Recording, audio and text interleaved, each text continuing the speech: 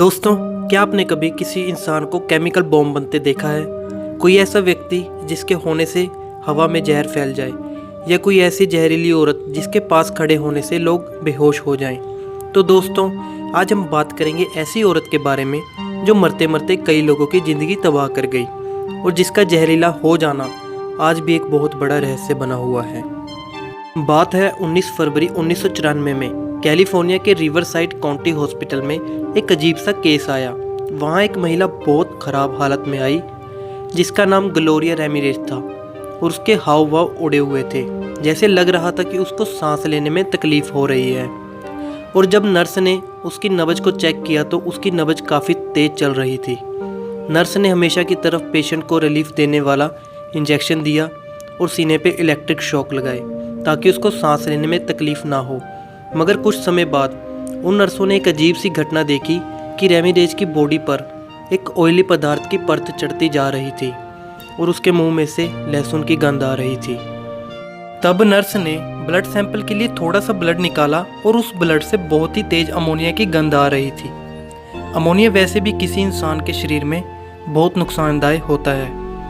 रेमिरेज के ब्लड से अमोनिया की गंध आना एक बहुत अजीब बात थी और डॉक्टरों के हिसाब से ये काफ़ी खतरनाक भी था। ग्लोरिया के ब्लड को जब एक ट्यूब में भरा गया तो ट्यूब के ऊपर कुछ सफ़ेद कण तैर रहे थे। जो नर्स ब्लड को एग्जामाइन कर रही थी वह अचानक बेहोश हो गई और जो स्टाफ मेंबर रेमिरेज के आसपास खड़े थे वह सब एक एक करके बेहोश होने लगे।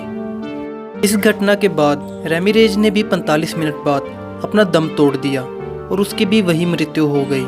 बाद में वैज्ञानिकों ने इस घटना को मार्स हिस्टेरिया का नाम दिया।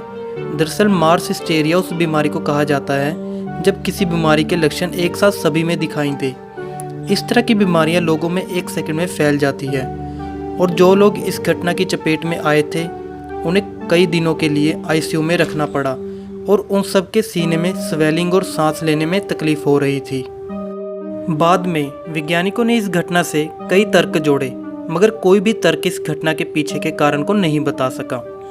आखिर रेमिरेज के खून से अमोनिया की गंध क्यों आ रही थी और क्यों उसके शरीर पर तरल पदार्थ की परत चढ़ती जा रही थी? क्या रेमिरेज का शरीर किसी तरल पदार्थ के केमिकल को रिलीज कर रहा था? अगर हाँ, तो ऐसा क्यों हो रहा था कि उसके शरीर से इतना जहरीला पदार्थ बाहर निकल रहा था जो ना कि उसके लिए हानिकारक था, उसके आसपास के लोगों के लिए भी बहुत ही हानिकारक था। इस घटना की गुत्थी को सुलझाने के लिए स्टाफ मेंबर ने इस केस को नेशनल लेबोरेटरी को हैंडओवर कर दिया ताकि वैज्ञानिक इस घटना को शोध कर किसी नतीजे पर पहुंच सकें। वैज्ञानिकों ने जब रेमिरेज की बॉडी का परीक्षण किया तो उन्होंने पाया रेमिरेज घर पर पेन किलर के तौर पर ग्रीस का प्रयोग कर रही थी जिसमें डी मेथाइल सल्फोक्साइड नाम का पदार्थ रहता है। डी मेथाइल सल्फोक्साइड की वजह से ही रेमिरेज के मुंह में से लहसुन की गंध आ रही थी।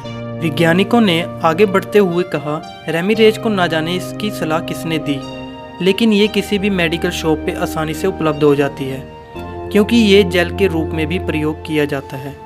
इसीलिए रेमिरेज की बॉडी पर तेल जैसी पदार्थ चढ़ने लगी थी। रेमिरेज की किडनी में भी प्रॉब्लम थी, इसी वजह से उसकी किडनी फेल हो गई जो बाद में उसकी मौत का कारण बनी।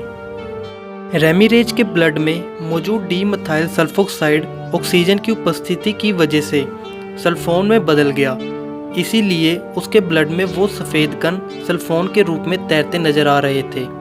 और जब रेमिरेज को इलेक्ट्रिक शॉक दिया गया तो इलेक्ट्रिसिटी की वजह से सल्फोन दी मेथाइल सल्फेट में बदल गया जो एक बहुत खतरनाक और जहरीली गैस है।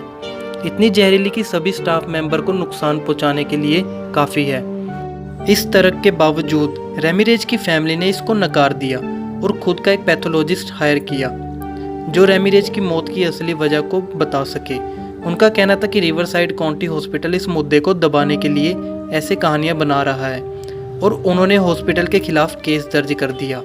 बाद में इस हॉस्पिटल के संबंध में कई दस्तावेज हाथ लगे जिसमें यह था कि इस तरह की जहरीली गैस फैलने की घटना कई बार हो चुकी है।